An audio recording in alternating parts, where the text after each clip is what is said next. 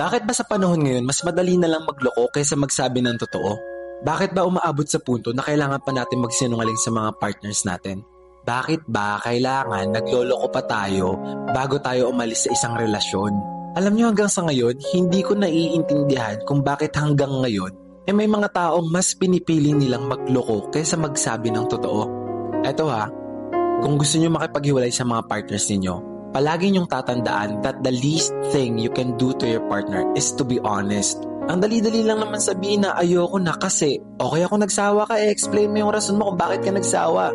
Bakit kailangan pa umabot sa punto na kailangan mo pang lokohin yung isang taong nagmamahal lang naman sa'yo? Bakit kailangan pa nating manira ng buhay kung ang solusyon lang naman ay magpapakatotoo tayo? I'm not gonna come clean kasi ako rin naman minsan nahihirapan ako magsabi kung ano talaga yung totoo sa akin.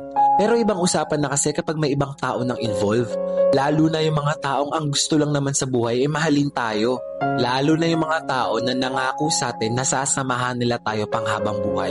Alam niyo yung isang dahilan kung bakit feeling ko nahihirapan yung mga tao na magsabi ng totoo dun sa taong nagmamahal sa kanila. Natatakot sila na mawala yung comfortability na nararanasan nila dun sa tao na yon. Natatakot sila na kapag nag-fail yung plano nila, wala na silang babalikan.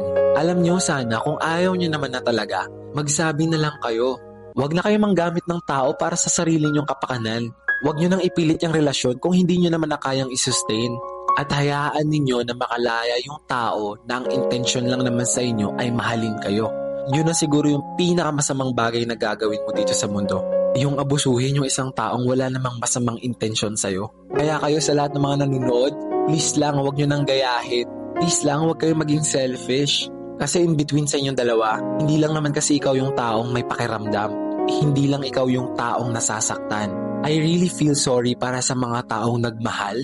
Tapos in the end, ang kapalit niloko lang naman sila. You should always remember na hindi lang yan ang taong may kayang magmahal sa'yo. Kaya huwag ka magtiis. Hayaan mo at pakawalan mo yung mga taong sisira lang naman ng pagkatao mo. Sisira ng tiwala mo, sisira ng peace of mind mo, at sisira ng paniniwala mo sa pagmamahal. At sana huwag kayong mapagod magmahal ulit.